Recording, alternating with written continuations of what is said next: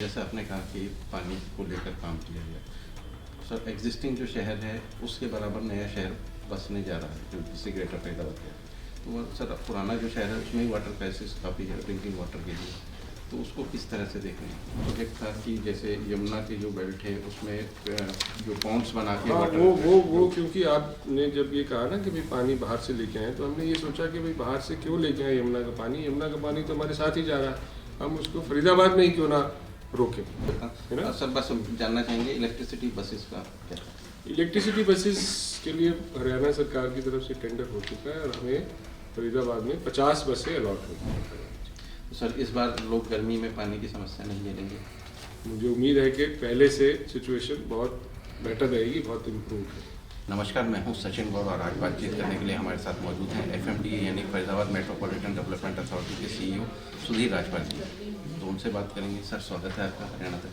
धन्यवाद। सर सबसे पहले जानना चाहेंगे कि FMDA की जो हाल ही में प्रोजेक्ट चल रहे हैं कौन कौन से मेजर प्रोजेक्ट्स?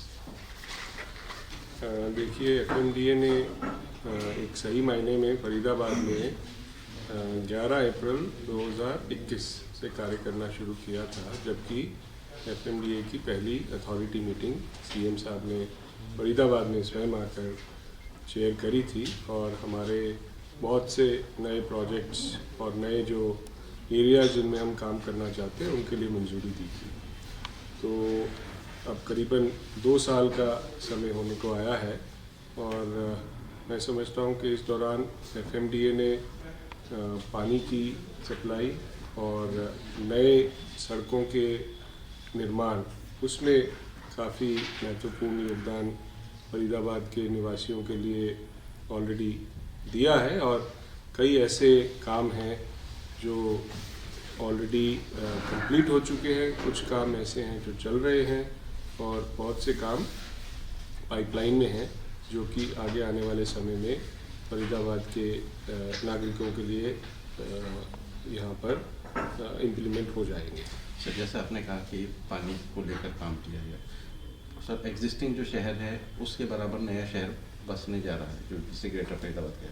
तो वो सर पुराना जो शहर है उसमें ही वाटर क्राइसिस काफ़ी है ड्रिंकिंग वाटर के लिए, तो उसको किस तरह से देख रहे हैं? देखिए, सबसे पहले तो जो पानी की ओवरऑल सप्लाई है उसको बढ़ाने के लिए प्रयत्न किए गए और जब FMDA ने अपना कार्य यहाँ पर अपना कार्य करना शुरू किया तो यहाँ पर करीबन 330 MLD की सप्लाई पूरे शहर में होती थी, चाहे वो पुराने जो रेनी वेल्स थे या शहर के जो ट्यूबवेल्स थे उनके माध्यम से होती थी। FMDA ने यहाँ आने के बाद उस सप्लाई को 330 MLD से बढ़ा के 120 MLD और 450 MLD तक हम ऑलरेडी ले जा चुके हैं, यानी 30% जो है पानी के सप्लाई की वृद्धि की है।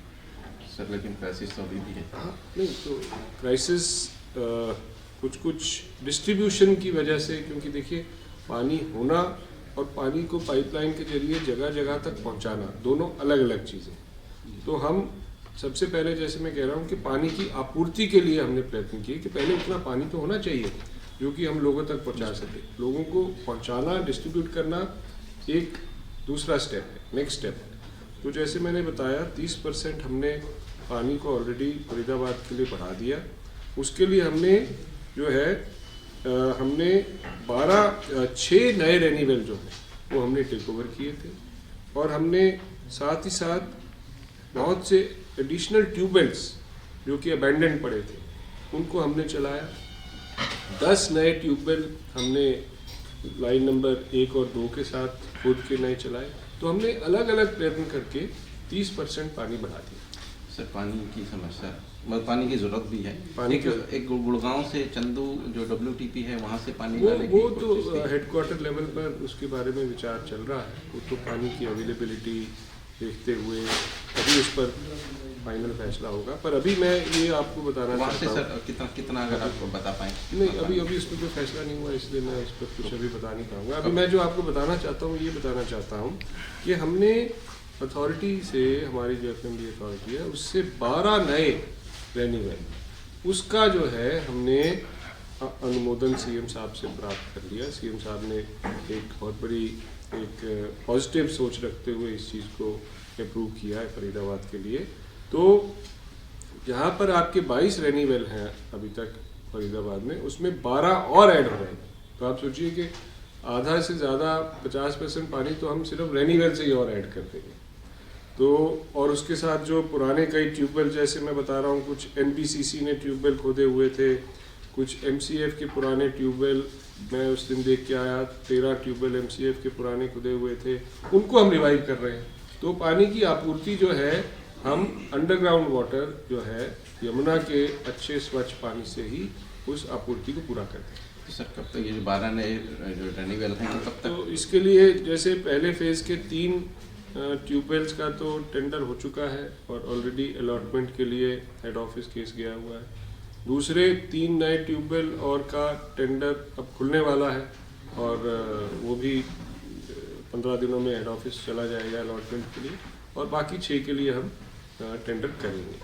तो पानी की आपूर्ति बढ़ाने की दिशा में मैं समझता हूँ हम काफ़ी तेज़ी से कार्य कर रहे हैं, और हमने साथ ही साथ पानी की पूर्ति डिस्ट्रीब्यूशन के लिए भी काम किया। जैसे आपने देखा होगा कि हमने अभी अगर बात करें कि कितना पानी रिक्वायर्ड है और कितनी हम सप्लाई कर पा रहे हैं, अगर आपको पता है। देखिए, पानी रिक्वायर्ड तो जो हम कैलकुलेट करते हैं वो 170 litre per capita per day शहर के पानी से, उससे करीब हमें अभी जो पॉपुलेशन प्रोजेक्शन है उससे हमें 450 से 500 mld के बीच में पानी चाहिए।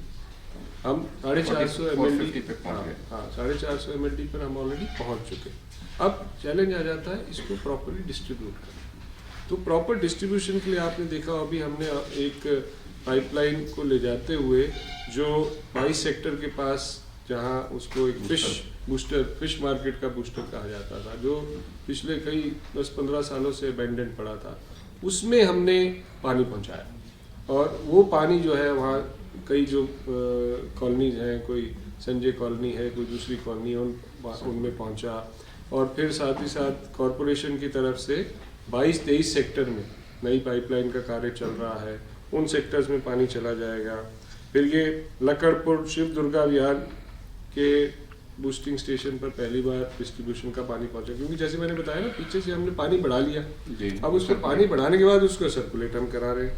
हमने ये सूर्य देवता दबुआ कॉलोनी, वहाँ पे पानी पहुंचाया जो पहले नहीं पहुंचता था, और दौलताबाद सेक्टर 16A में जो कैपेसिटी है बूस्टिंग स्टेशन की, उस तक भी पानी पहुंचाया। और भी अब हम जो है पाइपलाइंस के प्रपोजल्स हम आपस में लेके आ रहे हैं, जिसमें हम अलग अलग पाइपलाइन, 1 से 7 पाइपलाइन हैं, तो उनको आपस में हम जोड़ देंगे पहले, ताकि एक अगर पाइपलाइन में पानी ज़्यादा है, दूसरी पाइपलाइन में कम है, तो उसमें पानी ट्रांसफ़र किया जा सकता है। सर एक और प्रोजेक्ट था कि जैसे यमुना की जो बेल्ट है उसमें जो पॉन्ड्स बना के वाटर, वो क्योंकि आपने जब ये कहा ना कि भाई पानी बाहर से लेके आए, तो हमने ये सोचा कि भाई बाहर से क्यों लेके आए यमुना का पानी। यमुना का पानी तो हमारे साथ ही जा रहा है, हम उसको फरीदाबाद में ही क्यों ना रोकें।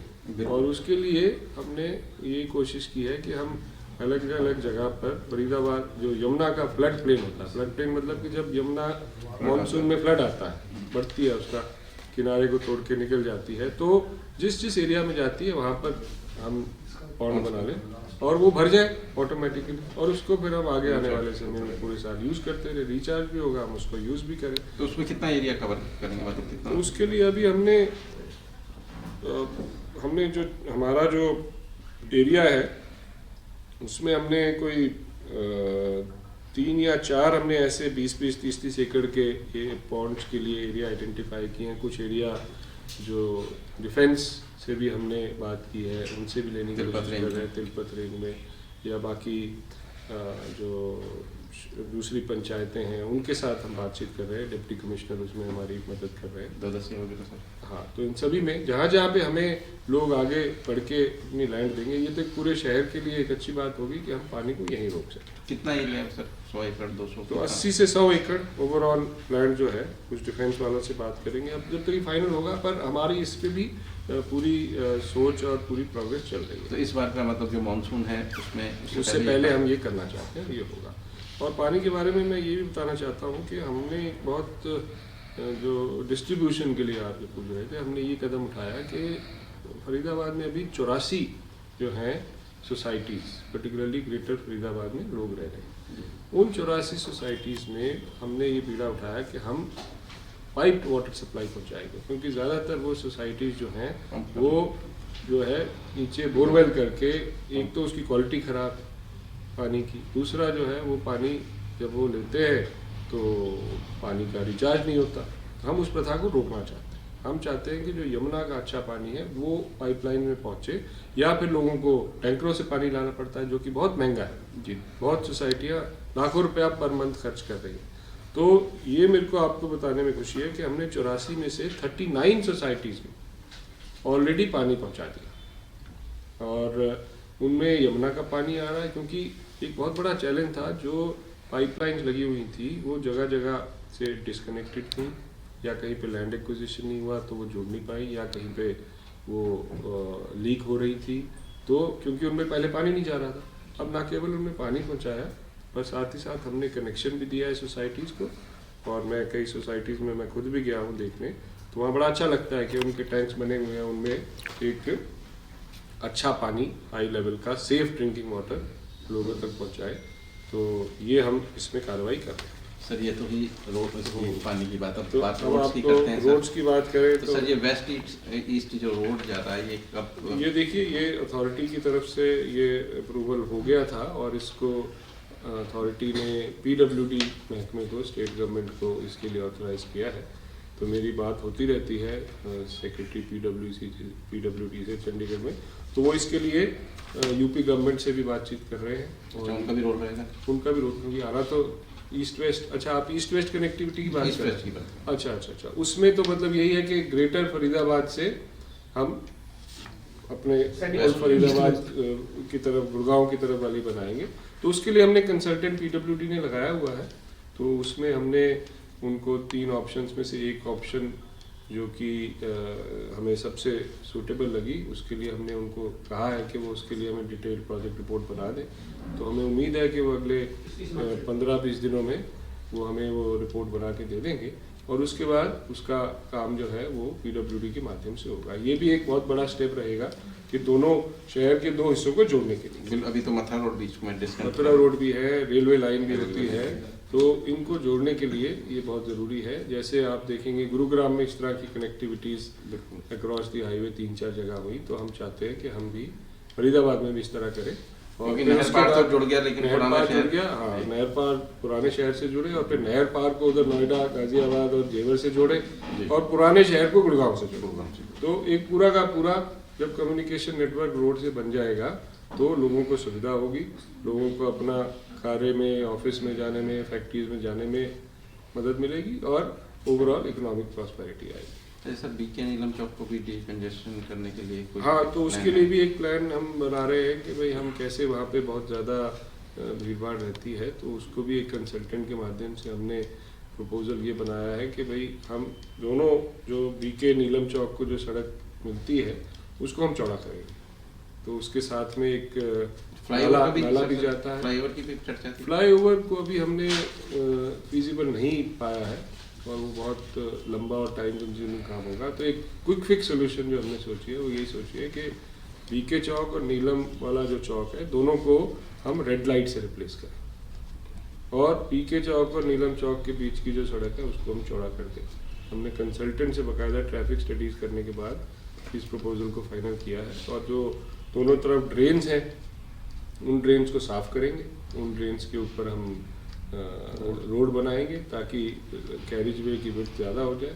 वहाँ पे फुटपाथ देंगे, जो पैदल व्यक्ति है वो भी चलता रहे, और जो कंजेशन इन दोनों जो राउंड अबाउट्स पे होती है उसको भी हम स्मार्ट ट्रैफिक लाइट से हम खुला कर देंगे ताकि वहाँ पे ट्रैफिक स्मूथली चले। सर यहाँ तो ट्रैफिक बढ़ जाएगा, लेकिन अजौदा का फ्लाईओवर तो वही है, उसको भी चौड़ा करने का कोई प्रोविजन है क्या? धीरे धीरे हम सभी जंक्शंस को इम्प्रूव कर रहे हैं। जैसे नीलम का जंक्शन है उसके साथ नेशनल हाईवे के साथ, तो वहाँ पे हमने जंक्शन इम्प्रूवमेंट में रोड वाइडनिंग, सीवेज और ड्रेनेज, क्योंकि पानी इकट्ठा हो जाता है उसकी वजह से भी प्रॉब्लम आ जाती है, उसको भी हम ठीक करेंगे। तो हर एक जंक्शन को हम, चाहे आप वो पाली का राउंड अबाउट ले लें, वहाँ पे कितना वो टूटा हुआ है, तो वो भी हमने टेंडर करके हमने पाली के राउंड अबाउट को इम्प्रूव करने की कोशिश हमने ऑलरेडी पास कर दिया है, तो वो काम भी शुरू हो जाएगा। तो इस तरह से हर एक जंक्शंस को ले रहे हैं और मेन रोड्स को हम टेकअप कर रहे हैं ताकि शहर में जो ट्रैफिक की व्यवस्था है वो इम्प्रूव हो जाए। और बाकी सड़कों का ब्रीफली तो मैं बता देता हूँ आपको कि किस तरह से हो गया होता है ना। सर, बस हम जानना चाहेंगे इलेक्ट्रिसिटी बसेस का क्या? इलेक्ट्रिसिटी बसेस के लिए हरियाणा सरकार की तरफ से टेंडर हो चुका है और हमें फरीदाबाद में 50 बसें अलॉट हुई। तो मुझे उम्मीद है फर्स्ट फेज है या फर्स्ट फेज में अलॉट हुई है। तो मुझे उम्मीद है कि जैसे ही वो हरियाणा सरकार की तरफ से वो हमारे पास बसें आएंगी तो हम उनको यहाँ पर चलाएंगे। इससे वैसे तो हमने जो 50 बसें, तो आपको मालूम ही है कि सीएम साहब ने इनिशिएटिव लेके वो गुरुग्राम से यहाँ पर बसें भेजी हैं और वो कब तक आ जाएंगी? काफ़ी वो अच्छे ढंग से अच्छा रिस्पांस हमें पब्लिक का मिला है। तो ये नई बसें तो अब ये तो फाइनल टेंडर के रेट रूट तो खुल चुके हैं, तो अब ये ट्रांसपोर्ट डिपार्टमेंट तक आ जानी चाहिए। अभी तो शुरू ही हुआ है साल, तो इसमें आ जानी चाहिए। तो सर, इस बार लोग गर्मी में पानी की समस्या नहीं झेलेंगे? मुझे उम्मीद है कि पहले से सिचुएशन बहुत बेटर रहेगी, बहुत इम्प्रूव है। चलिए, हमसे बात करने के लिए थैंक यू। तो ये थे हमारे साथ सुधीर राजपाल जी, जो बता रहे थे कि किस तरह से जो FMDA है वो काम कर रही है पानी को लेकर, रोड्स को लेकर, जिसके बाद फरीदाबाद के शहर के लोगों को जो है राहत ज़रूर मिलेगी। हरियाणा के लिए फरीदाबाद, सचिन।